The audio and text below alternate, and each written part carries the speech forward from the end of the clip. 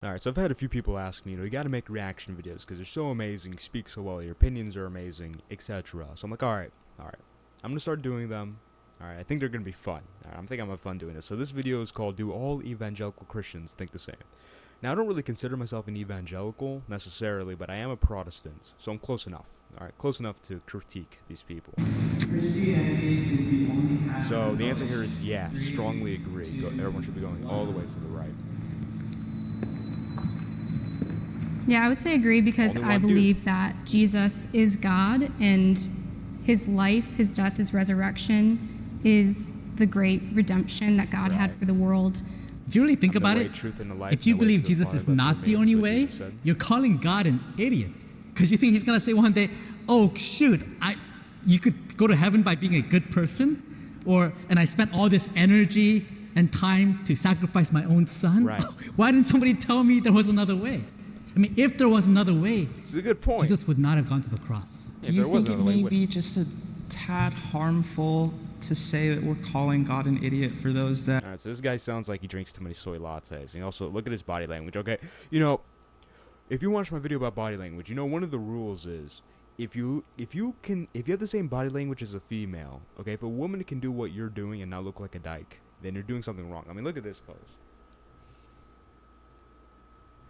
This is a girly pose, okay? Alright, so too many soy lattes, Angel. I'm sorry. Although you did, I don't know why you said somewhat agree as opposed to fully agree. That maybe haven't come to that conclusion yet, or maybe people that are wrestling through that. Because, I mean, think about it like this. If I grew up, or if we grew up in predominantly Islamic, territory, could we confidently say that we would still be Christian in those environments? I love your passion. I just fear we as Christians have caused so much hurt by just how we've communicated things and just not giving people room to be messy in their beliefs and messy in where they are. Okay, so in the Bible, I'm 99% sure it's Romans 2. Basically, you're judged on what's revealed to you. All right, you have to respond appropriately to what is shown to you. So let's say an example we'll use is, let's say someone is born in an African tribe and literally has no exposure to Jesus. Okay, all they have is general revelation to the earth, right? Based on what the Bible says, if they were to respond to that by believing in a higher power, believing in God, Jesus' sacrifice will be applied to them because they appropriately responded to the revelation that was given to them. Now, this does not mean they get salvation outside of Jesus, because Jesus' atonement is applied to them. Okay? And, of course, this doesn't apply to any of us. To people in the Islamic world, that wouldn't necessarily apply to them either, because I'm sure they'll be exposed to Christianity at least once. And even then, I think you shouldn't come to the conclusion that Islam is true, because if you actually look at it, you'll see there's very good reason to deny it. So, to answer that guy's question, that's the most satisfactory answer that can be given to him. But the correct answer, if I was on there, I'd go on strongly agree, and every other Christian should as well. I support the LGBT. All the way over there, I am sprinting. Alright, like a father going to get milk. I'm gone. All the way on the left side. I'm just curious to see what support means. I feel like a lot of Christians, at least that I've been friends with, I mean, even myself at one point would be afraid of saying that I support the LGBT community. You should be. What? It's literally an abomination. That's what it said in the Bible. It's an abomination. Alright? People will literally put to death for this.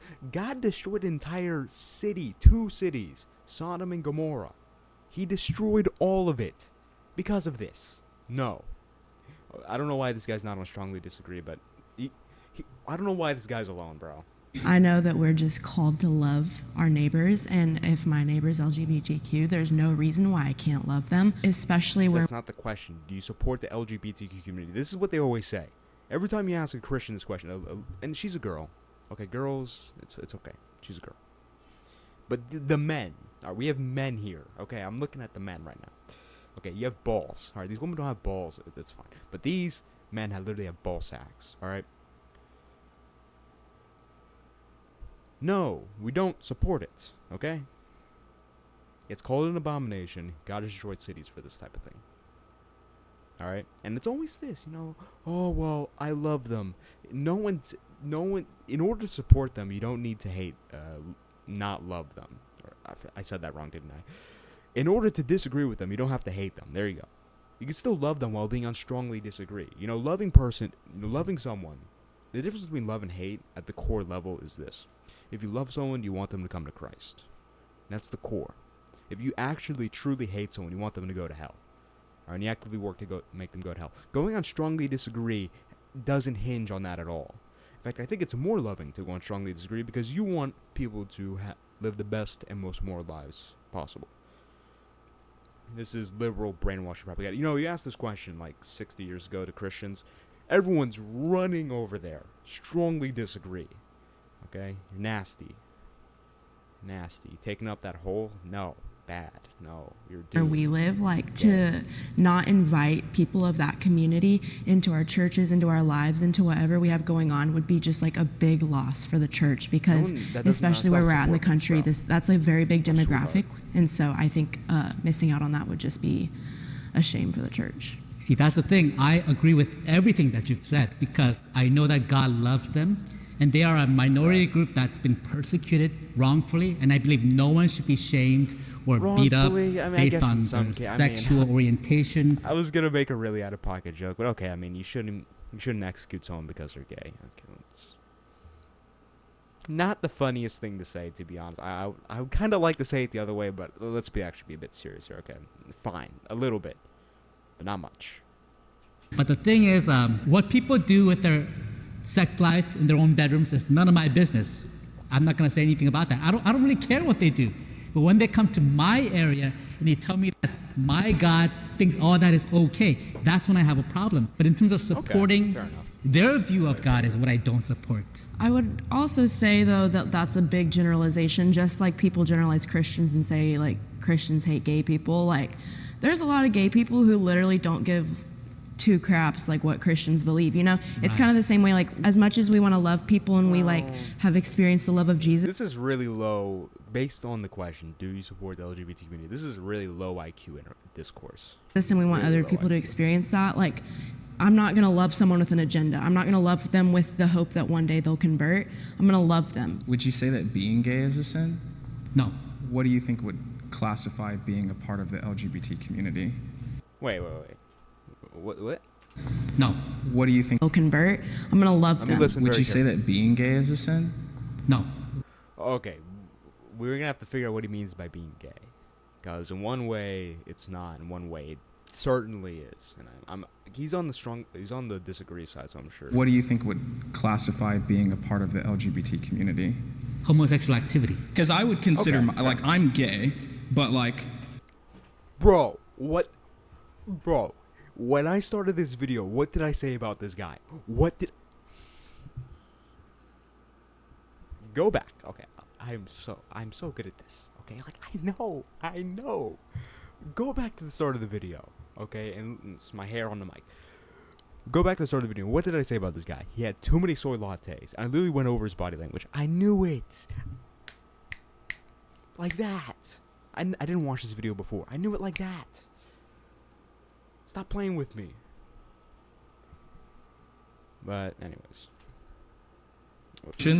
Because I would consider, I'm gay, but for some Christians, just phrasing that is horrifying because they believe that being gay is a sin. Personally, I think that there's cultural and societal attachments to the concept of being gay, but if you just take it down to the textbook, being gay is simply... Oh my God, here we go. Well, he has glasses too. Well, actually, we know what the question means, okay? The LGBT community, they go in front of kids and wear BDSM clothing and twerk, okay? And they get fake male organs of a certain kind, and they pipe each other with them, men, okay? Now, you might say, oh, well, they already have one. Why would they do that? I don't know, okay? Don't ask me. I'm not a part of these people's groups, and they do it in front of kids. Okay, that's what the community does. All right, people who go around saying, "Oh, pride," that's the LGBT community. The people who are waving around the pride flags. That's what they do. Okay, that's a summary of their community. All right, so be like, well, actually, not all gay people support that. We're talking about the LGBTQ plus community. Okay, a community. When you're judging them, you have to judge the average of the community. All right, unless they have some textbook of beliefs, but it's just a bunch of weird people going in. All right, let me be careful, okay? It's a bunch of people who have... That was a joke, by the way, YouTube. I got a warning today. I don't want to get another one. These are a bunch of people who, have kind of fallen away. And I really wish the best for them. And they can come to Christ and sin no more. Attraction to the same sex. Some of you are saying that you would advocate for celibacy for the LGBTQ community if they want to be Christian or not. I think most Christians are on the same page of being gay is not a sin, but it's more so what you do with the fact that you are gay kind of delineates what's sin and what's not. And I would even say it's not my place to decide if it's right for a gay person to choose to be celibate. If someone wants to put something in their mouth, they can. I don't think I should have any opinion in that matter because it's not my life, it's not my sex life. This is what I'm talking. Okay, she's a girl, but even dudes say this. It's you do have a say. Okay, you have a Bible. Okay, I don't have my full Bible here, only my New Testament. You have a Bible full of rules in it. Okay. What does Jesus say? Literally right before he leaves the earth, go and make disciples. Okay, this is your guidebook to making disciples. Okay, do you see this? This is a New Testament. All right. I know it's backwards because the camera's flipped, but it's a New Testament, okay? This is your guidebook. And part of the New Testament says it's wrong, all right? If you want to really create disciples, if you want to spread the gospel, because here's the thing, this is what a lot of people do. They go and evangelize. They talk to people about Christianity, but they don't really spread the gospel, okay? Because what they do is they take things out. So they won't talk about homosexuality much, stay away from that. Let's not talk about that too much. No, is homosexuality a sin? Well, it's their own business. I have nothing to do with that. You're no longer spreading the gospel anymore. All right? You're spreading your own gospel. You've taken something out. It's not the gospel that Jesus Christ spread. All right? I know some people are like, well, actually, Jesus was very kind and very forgiving. Yeah, he was kind of forgiving, but guess what? Sometimes he got angry. Sometimes he did what was right, even though it seemed a bit mean. I mean, remember in John when he went to the temple, he got a whip out and started whipping people and flipped their tables? It doesn't seem like, well, what these people do is none of my business. I don't care. It's not that, bro. Shut up. Sweetheart. Life, you know what I mean? Because we don't have opinions on heterosexual relationships. I mean, aside from sex before marriage, but it's right. We're not asking people what they're doing in their free time. You know what I mean? Total non sequitur. I'm not even gonna... I think a question we have to ask as evangelicals is why the LGBTQ community doesn't feel safe in our spaces. And I think that is a question that should be primary of if we really do love and accept people as made in the image of God, why don't they feel safe? And why do... Bro, it's such low... I mean... We look, okay, I'm not going to say because YouTube already is getting mad at me and I don't want to get another strike. I hate having to do this, but alright, look, okay, we can tell what type of person this is. Alright. But I see even men saying this. It's bro, get a pair of balls, dude. Get a pair of balls. They feel like they have to leave our spaces, and I've had so many gay friends leave the church, leave Christianity, so many people part of this LGBTQ community. And so that is the question that I lead with in how I talk about and think about how we love and care for the LGBTQ community. Evangelicals are misunderstood by the media. To be honest, I don't really know what the media perception on evangelicals is. Who cares? I don't care. Let's go to the next one. Oh. Oh, I know the evangelicals are going to give bad answers to this because I've been to evangelicals. Yeah. Okay, let the prompt go. No one cares. Okay. Which way am I going to go? Which way am I going to go? Run. No. Get in the kitchen. No. Bad. No. 1 Corinthians 14. It is disgrace for a woman to speak in a church. the elder roles given in Titus and Timothy are all masculine. All right, and in Timothy it says, "I do not give a woman authority to teach, but she must remain silent in full submission." Okay, that's 4 sections of the Bible. Destroys this point. You go over there, okay? You know that one guy who went to Korea earlier? He's gonna go over there. That's my man. Well, but I didn't. You know, this is looking awfully empty here.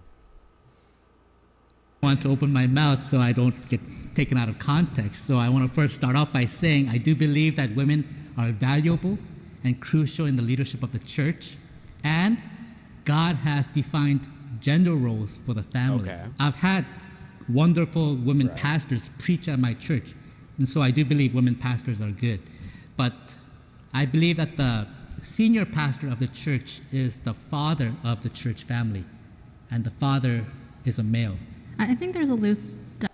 No, okay. I mean, okay, fine. It's not as bad as, because I know what the other ones are going to say. They don't strongly agree, but it's the elder roles given in Titus and Timothy are masculine.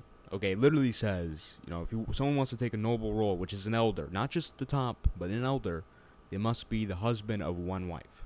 How can a woman be a husband of one wife? Okay, it's clearly meant for men, okay? Definition of leadership. I don't know if we're referring to specific positions within the church, but I do feel like, even in the Bible, there's so many instances of females expressing leadership. As a woman who is... The closest thing you have in the New Testament is Priscilla, but she wasn't an elder, so... Studying to be a pastor, I appreciate that you say that you think women can be pastors. I do still think there's harm in over-differentiating. I think something Jesus says is, or not Jesus, something Paul says is there's no more male nor female. And ultimately, I think That's not what it says. It's neither Jew nor Greek, referring to Jesus' salvation. Okay? Now, what you get from that isn't... Okay. Alright, so we're going to ignore in Ephesians when Paul said... And for she thought she almost confused it with Jesus. Obviously, Jesus didn't say that, bro. Almost. I guess she did correct herself at the end. But I mean, in Ephesians, it literally says, "Submit to your husband as to the Lord," and it literally gives a patriarchy in the Bible. The head of every woman is her husband, and the head of every husband is Christ, and the head of Christ is God. Okay? It literally gives a patriarchy in the Bible. Okay, does it sound? Oh, well, there's an issue with over differentiating. You know what?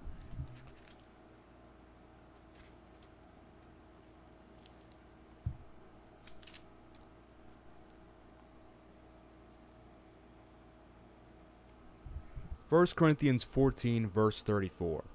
Women should remain silent in the churches. They are not allowed to speak, but must be in submission as the law says. If they want to inquire about something, verse 35, they should ask their own husbands at home, for it is disgraceful for a woman to speak in a church. Now, some people are like, oh, well, it's out of context. Go read the full New Testament. You're not going to improve your argument with that.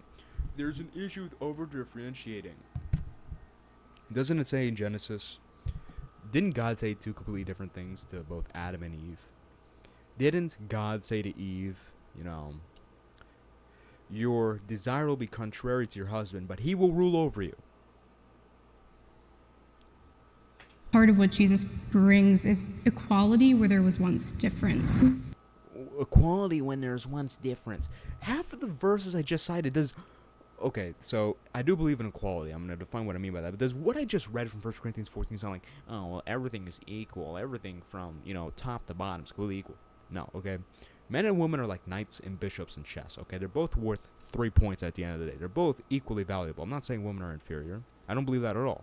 But in certain aspects, men do certain things, women do certain things, okay? And that's a great thing because, you know what? A bishop in chess, if you use it a certain way, is an amazing piece. If you use a knight in a certain way, it's an amazing piece. If you use them both together in tandem, it's a great combo. In terms of supporting pieces, bishop and knight might be the best combo in chess. They work very well together, although they do completely different things, and that's why they complement each other. Alright? Now, if you try using a knight like a bishop, you're going to fail miserably. If you try using a bishop like a knight, you're going to fail miserably. I might have said the same thing twice, but I don't care. It's always this equality, and they pull up this was neither Jew nor geek. It doesn't matter, okay? It doesn't matter. It's non sequitur. It's just feel-good, fluffy, liberal Christianity. I don't like it. The Bible should be interpreted literally. I'm not exactly sure what that's supposed to mean in every single thing, because some parts of the Bible are clearly metaphorical. I would go on and agree. 3, 2, 1. It's a very confusing, equivocal. I think to thing. interpret the Bible literally is a very Western Christianity thing, and so I'm not going to say that one person who doesn't take the Bible word for word is in the wrong with that. Yeah, I think the Bible's. What's that supposed to mean? That doesn't make any sense. Bible word for word. So does that mean, in fairness to them, that it is a very confusing question? Absolutely the inspired word of God, and that we need to understand it, but we need to understand it in its contexts, in its genre, and make sure we pay careful attention to not just put our Western lens on. And I think that's how we can treat the Bible most faithfully. I agree. Okay, sure. I guess. Well, just skip this. It's a poorly phrased question. Okay. So I support the overturning of Roe v. Wade. Over there. Yes, good. Roe v. Wade overturned, that's great. All right. More babies. Less babies getting killed. 3, 2, 1. All right, everyone should be going over there. Wow. Strongly disagree. I think you can absolutely believe in the sanctity of life and the sacredness of choice. And when it comes to medical decisions, I don't see why anyone else should have a say. There are no other, But this is more than just a medical decision, Mrs. Nose-Piercing Sweetheart. We're talking about life, okay? And as a Christian, we literally have the Bible saying, life starts at conception, essentially. So this is more than just a medical decision, okay? And also, I mean, the whole point... ways that the government is regulating bodily decisions. I feel like it's just making abortion unsafe. It's making... Abortion unsafe. You shouldn't even be having abortions, okay? And also, government regulation. Roe v. Wade literally got rid of government regulation. Roe v. Wade, because originally the law was, because of Roe v. Wade, abortion has to be legal in some capacity. And it was a pretty liberal capacity.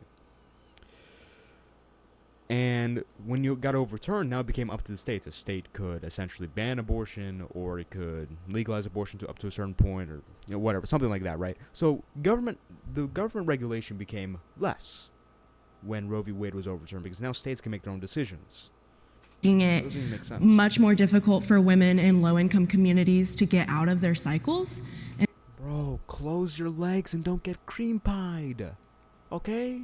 Just say no and close your legs up. Now some people are like, oh, well, what about the girls who had stuff done to them they didn't consent for? That makes up such a low minority of abortions. Like, we can talk about that later, but first let's go over the actual majority of cases, okay? Just close your legs, okay? Don't get cream pied. Unless you're actually ready to start a family with this person, then have a bunch of babies with them, okay? Have so many babies. Like, I want 15 babies, all right? 15 kids, because I'm the man. I gotta spread my genes, all right? If I have anything less than 15 babies, that would be a disgrace to the universe. Because look at my genes. I'm so amazing. But, in a serious note, Roe v. Wade being overturned was a great thing. Just close your legs and don't get cream pie. And so I think it's just going to do a lot more harm than good. And they're coming for things beyond abortion. They're going to start coming for birth control. They're going to start coming for contraception. Like, they've already said that these things they're going to start working towards. And this is just kind of like the first step of it. I am actually pro-life, but I think we should have done a lot of groundwork in investing more in like the foster care system, investing more in like women's health care, investing more. Listen, okay, this is I'll let her finish. Yes. In like, education and all these different spheres. Anybody who was pro-life, I think we also need to be the ones to also step up and invest more in women and children. And, we need to be putting our money where our mouth is and putting our time and our resources. I totally agree. Okay, pro-lifers do that. Okay, pro-lifers definitely do that way more than the other side for a good reason. But this is such a privileged Western take, all right? Because, there's literally kids being born in third world countries without any food, just enough food to survive, no internet, no nothing like that. And they're happy. You look at these documentaries, and you're looking at these... this reminds me of a joke a certain individual made. I can't say his name because YouTube probably wouldn't like that. And YouTube's already on my bad side, so I got to chill out a little bit. But, it's like Africans, they're in documentaries, they have no food, they're wearing diapers, and there's no roofs on their houses, and they're, dancing around.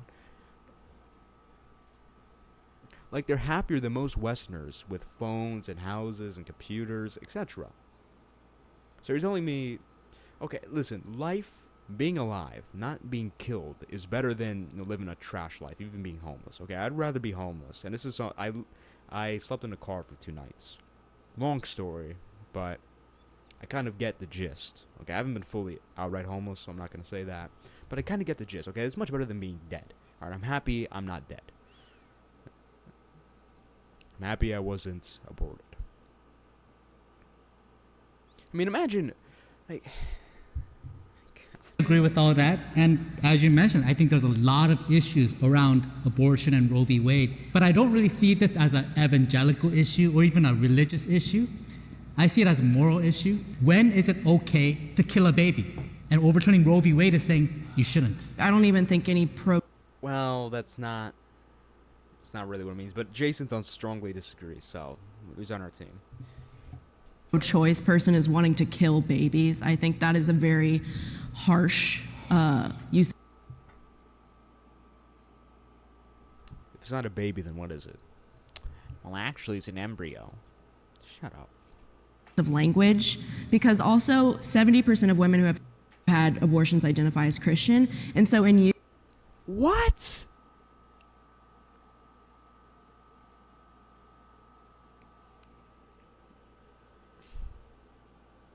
Bro, oh my God. Using language like that, especially when it's coming from the pulpit or whatever it is that is so harmful, because women in your churches, in your pews, in your small groups, and whatever, someone there has probably had to be faced with that decision. And so when we as the church are using such harsh language. Do people not understand that there's consequences to your actions? Like, you decided to open your legs up and get cream pied. Alright, you let this dude plow you and finish inside of you. And now, you have this baby, alright? And instead of just sucking up okay, well, I made a mistake, but I'm going to take care of this baby. Or even putting it up for adoption, okay? Instead, you're like, oh, no, let's kill it. I don't feel like taking responsibility for my actions. Let's kill the baby. And then you're going to cry oh, but it was such a hard decision. How can you get mad at me for killing my baby? I am mad at you for killing your baby, okay? You could have taken care of it. You could have taken up for adoption. You could have done hundreds of different things, aside from just ending the life. It's kind of putting a wall, it's putting a barrier, and it's pushing people away. I also do think that there is something somewhat disheartening about how this looks right now, that all males are on this side and all... Oh, God, here we go. Of course, the soy latte dude is making oh my God, the men are trying to make... Females are on that side. Personally, I don't necessarily agree with using the language of killing babies, because that's the darkest day in some of these ladies' lives, the darkest day. And if your actions have consequences, all right. This is kind of like saying, this is equivalent essentially to saying, some dude is about to get executed because he just murdered 10 people, and it's but it's this guy's darkest day. He's about to get executed. He's about to get put into an electric chair. It's okay. He decided to go do what he did, okay? And now we're just gonna, oh my God, you can't say that. Shut up, okay? He made a decision. His actions have consequences, okay? If I could, I would go more that way. Good. Because based. You're Real. right, there are a lot of issues. Real. And personally, I haven't experienced them. But I think the question is still, when is it okay to kill a baby? Real. Then, of course, Mr. Soy Latte. How could he say that? Don't feel like as a guy, like, I could say much. I don't know. Maybe I don't know what I'm doing right. Mr. Soy Latte. No. It's a gender issue. You're right. If it was about opinions, which basketball team is better, I think opinions, whatever, everybody's opinion is the same. But because as evangelicals, we stand on what the Word of God is saying to us. We can stand on whether something is right or wrong, or we could say that. Good. Yes. We could be wrong about that. You're right. I think any person who is pro-life, we need to be putting ourselves in a situation where we're bearing that cost as well. And it's not enough just to donate some money every month, right? And support. I think all of us need to actually. Okay, yeah, take more action towards. 'Cause it's irrelevant to the question. The question is, do you support the overturning Roe v. Wade? Do you support less babies being killed? That's the question, really. These things about, foster care systems, etc. I mean, these are good things. I'm not saying they're bad, but these are really secondary questions when we're talking about literally ending lives. And something more important, and I already made the example earlier. Okay? There's these kids in these third world countries that have terrible lives. You look at Western homeless people. They even have phones, bro. Go to another country and look at someone. Someone who's making minimum wage in America is in the top. It's in the top percentiles in some countries. Okay? And we're going to say, well, this kid doesn't necessarily have the most stable housing, so we're going to kill it. Stupid. We have skin in this game if we're going to be pro-life, and I think the church really needs to step up and be the ones to actually go to all those. It's fine. Okay. Yeah, we should do more. Okay. Go to the women directly to really it needs to cost us something. I'm excited to see the church equally fight for the sanctity of life at all levels, and not just in terms of the mother and the baby, but in terms of people experiencing all kinds of quality of life. And that I feel like talking about the sanctity of life has become politicized in terms of how we care for the immigrant versus how we care for the woman having an abortion. And I'd love to see us as the church be vocal about caring about life in general. So we know who she voted for. Certainly not Dawn45. Anyways, that's the end of the video. I hope you've learned a little bit, because again, I'm so funny, but you probably also learned something you didn't know. Alright? Because I'm so amazing. In any case, subscribe if you want to join this movement, Building Back Christian Men. Link in the description to the Discord, okay? We have to be knowledgeable, okay? And that's what I spread. I spread knowledge, okay? Link in the description to the Discord. Build Back Christian Men. Follow me on Instagram, like all my posts, because my Instagram is amazing. Subscribe for more amazing videos. Playlist in the description if you want to change your life. Those are my call to actions. See you next video.